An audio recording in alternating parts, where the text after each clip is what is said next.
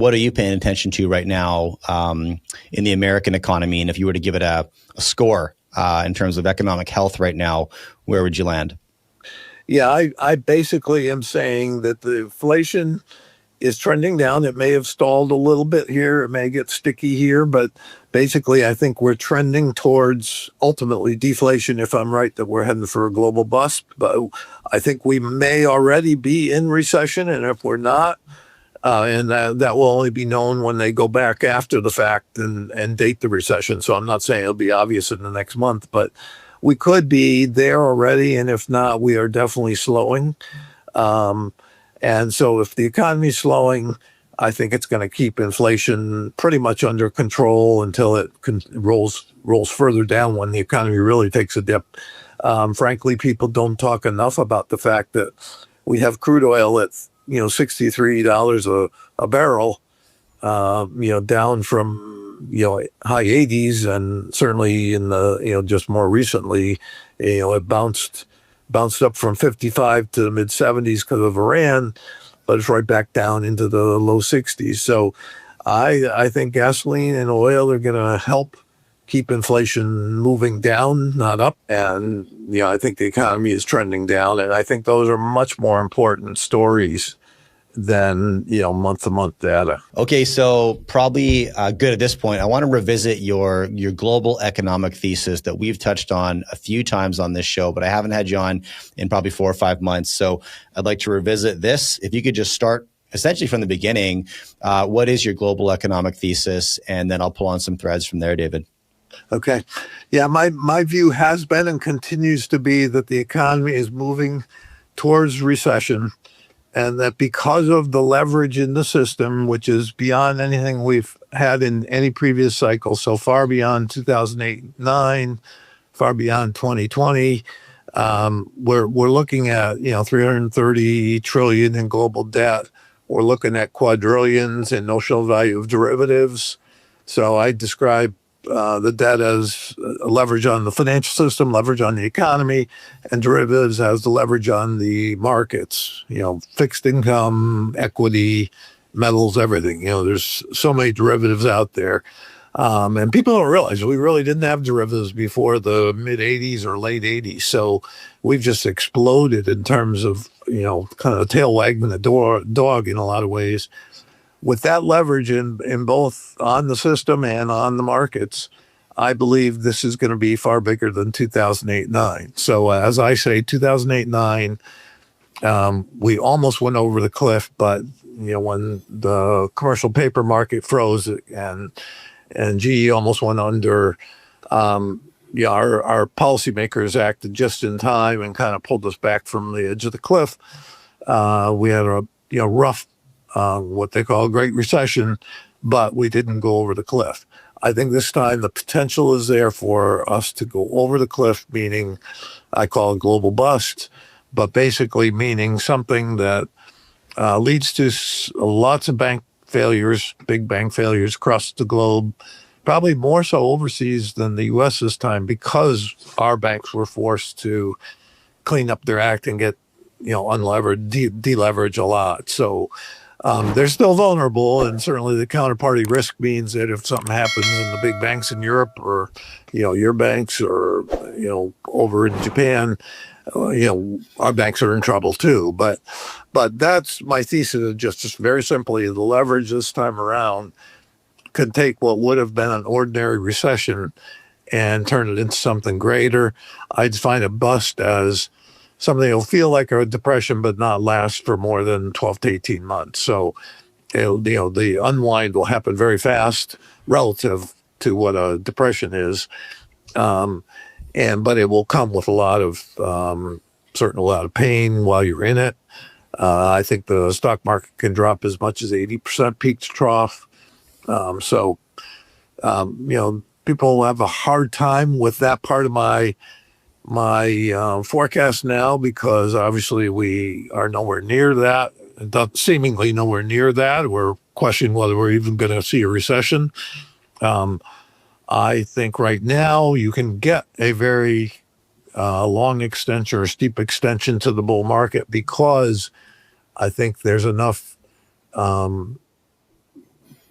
buoyancy in the market to allow particularly institutions to believe it's soft landing. So, but I believe it's going to be a hard landing starting next year. Could even begin by the end of this year. I think, as we saw in 2008-9, when things tip over, they can get pretty ugly pretty fast. So you have to be careful not to be lulled to sleep. I remember September of 2008. I was calling for a hard landing, and I had no company. The vast majority of economists on the street were saying soft landing, no recession in sight. That was 3 weeks from Lehman Brothers. So things can happen fast, particularly in the financial world. You can think everything's kind of, not that it's great, but it's not bad, and then go from soft landing to hard landing expectations in a hurry. So I don't know if we'll see it that quickly, but that's kind of my guess, is that next year is going to be the bust. Okay. Now, there's obviously some major personalities that agree with that. I think Ray Dalio on a personal level is 100% out of equities. Jeremy Grantham is calling for a 50% correction in the market. Michael Burry has a $98 million short bet against NVIDIA. So, they're all circling the same concept. If this would be so much more severe because of the leverage, and we're looking at sometime next year, walk me through the unwinding process. What will you be looking for to add validation to this thesis, or not? Sure. And before we get there, let me just say where I differ from those three guys and lots of others out there is I'm calling for this parabolic melt up into a top first. So I've raised probably since we last talked, I've raised my targets at least twice. I'm at 8,700 on the S&P this year. 40, what am I, 30,000 on the NASDAQ, 60,000 on the Dow, and 3,400 on the Russell.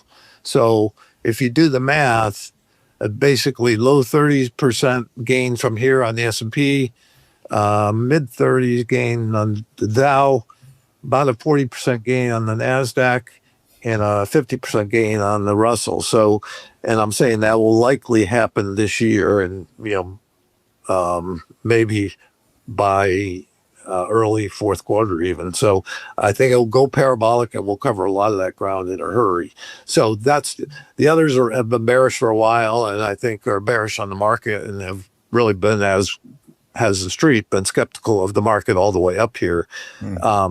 I'm still the bull on the street, the high guy on the street, but at the same time, I'm also probably have one of the more severe bearish calls. So just as a preface, that's, kind of, it's not straight to bust. And the reason you can have that is what I said before. I think for at least the next few months, you're still going to have the look of a soft landing. And frankly, I'm bullish on bonds, bearish on rates. So I think in the next, despite today's action, in the next couple months, 2-3 months, you could have rates down well under 4% on the 10-year. And that's going to help housing temporarily, and probably help autos, help retail a little bit. So that can give you some of that soft landing look too, is that you're getting some support from lower rates. But then ultimately, I think we are trending towards a recession. That recession then moves towards a bust. So what am I looking for in terms of triggers for the bust? I think, let me step back and say, it's not so much a catalyst for the bust, but what gets us to that bust is that leverage, plus, I think, central bank policy error. I think the Fed in particular, but really around the globe, there's this tendency to worry about the last war. And they're still all worried about inflation heating up again. So it's going to keep them from, and not repeating the 2008-9 policy. So it's going to keep them, when things start rolling over, there's going to be a reluctance to print money. They're going to say, yeah, Powell's already stated, we're not going back to QE infinity. We're not doing that again. We're not here to support the markets. We're looking at the economy, and we have a dual mandate of inflation and jobs. And, payroll numbers are still okay. They're starting to weaken, but they're still okay. I'm saying this is what Powell's saying. And inflation, we're worried that the tariffs could push up. So they're going to be slow to respond to what is an economy that's softening, I think. And then as we get more clarity on the softening, they're going to be very timid in what they do. The normal response of saying, hey, things are starting to get ugly, we got to print, a couple $1 trillion. As we know, they did $5 trillion in 2020. Mm-hmm. And their plan is not to do that again. If you ask Powell today, and he was on a lie detector, are you going to ever go back to, printing trillions of dollars? He would say no. I mean, I think, and be very sincere. There are people who think he knows what I'm talking about. No, they truly believe we can't go back there. Now, that'll be different when they finally recognize that they have to do more than they thought. It'll be too late. I mean, they're going to be slow stepping the early part of certainly the recession, and then the early part of the bust. And they're only going to get to what I call, it's not just, unfortunately, a lot of people on the street, you're either, and certainly retail investors are this way, you're either easing or you're tightening. You're either easing or you're not easing. It's also a matter of right size policy.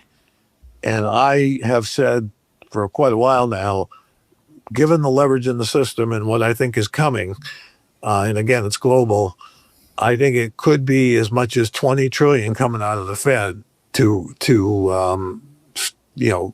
stop the free fall and turn it around.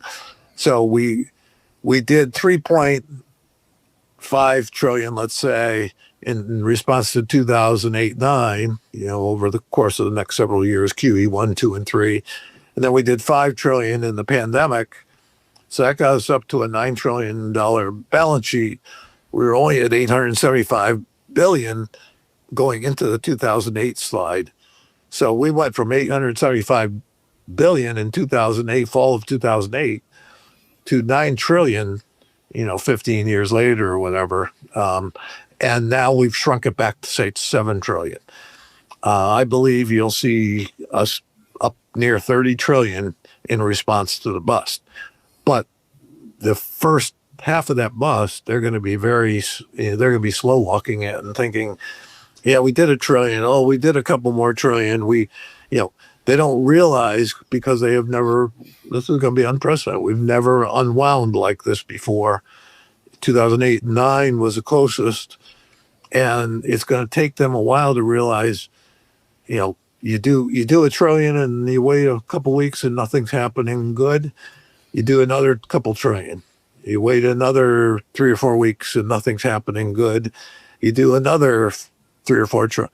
And it'll take them several months to get to a right-sized policy. In the meantime, markets are free falling. Banks are going are going under. We're seeing a lot of involuntary debt liquidation.